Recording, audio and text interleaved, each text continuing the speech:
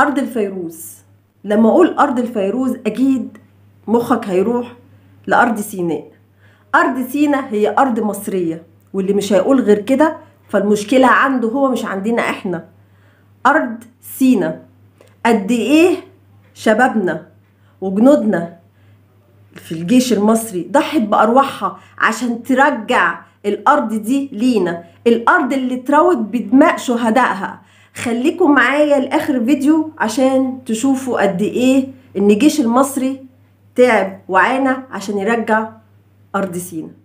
يرجع سبب احتلال إسرائيل لشبه جزيرة سيناء بيرجع قبل حرب 67، وإن مصر كان بينها وبين إسرائيل علاقة متوترة سياسيا، وده بيرجع السبب الرئيسي إن مصر منعت إسرائيل إن هي تعدي بالسفن بتاعتها تجارية وحربية من مضيق تيران، وده معناها على إسرائيل إن هي كده في إعلان الحرب عليها.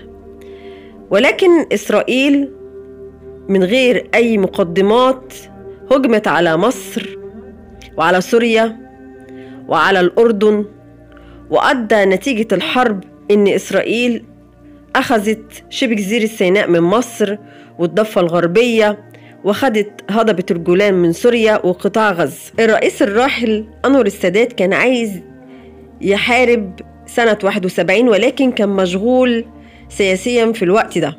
والمشكلة اللي كانت مقابلة الجيش المصري هو خط برليف اللي صنعوه إسرائيل كحماية ليهم من الجيش المصري، وكان على طول قناة السويس لحد الضفة الغربية كحماية ليهم من الجيش المصري.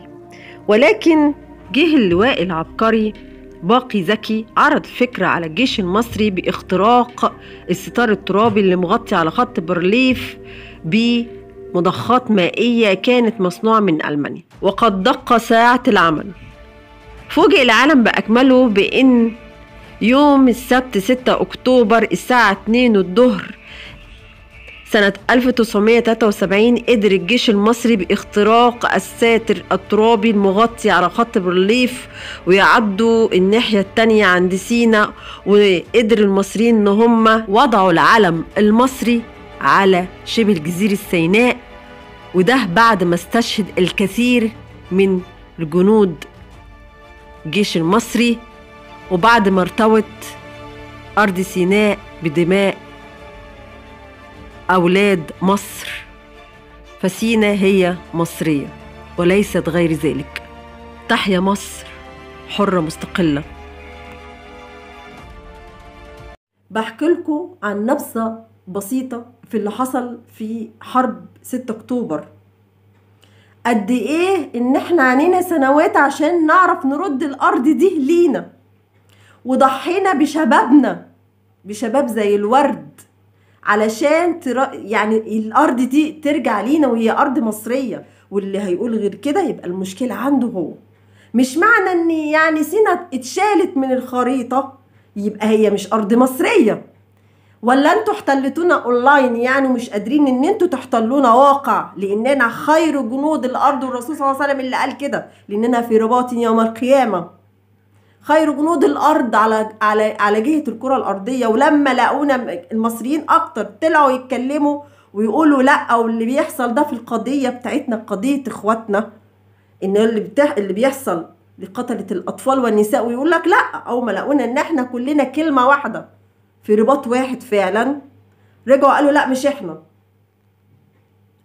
احنا، لا انتوا اللي تعملوا كده، لانه انتوا قتلت الانبياء وقتلت الاطفال وقتلت النساء. يعني انتوا قتلتوا الانبياء مش هتقتلوا اطفال؟ فين الانسانيه؟ فين الانسانيه؟ سيبكم من الدين. فين الحاله الانسانيه لما يكون في اطفال تتقطع؟ ليه؟ حقهم يعيشوا، حقهم يعيشوا. ليه العذاب ده؟ هو للدرجات الكره وصل بيكم بكده؟ ده انتوا بتكرهونا قوي، ده احنا ولاد عمكم، ده احنا دم واحد. ليه كده؟ ليه الكره عماكوا كده؟ بس كل اللي هنقوله ان احنا وراك يا ريس، وراك بكل كلمه، لان هي دي شغلتك، وانت فاهم نواياهم، ولكل مقام مقال. احنا في ظهرك، وربنا يقويك ويقويك على اللي جاي، ويحمي ارض مصر. واحنا مش هنفرط ارضنا لحد، لان احنا مصريين عندنا كلمة اجدادنا قالتها لنا: اللي يفرط في ارضه كأنه فرط في عرضه، واحنا مش هنفرط في ارضنا. اخواتنا اللي انتوا ان بعد المصريين عملوا افتحوا البوابات، هم مش عايزين يجوا، هم قالوا احنا هنعيش وهنموت في بلدنا، احنا كمان مش هندخل حد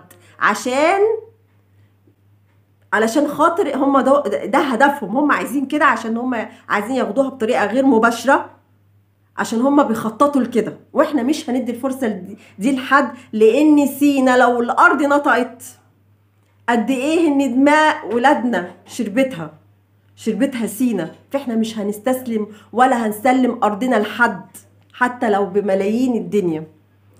تعيش حرة مستقلة يا مصر، تحيا مصر. اشوفكم على خير، والسلام عليكم ورحمة الله وبركاته.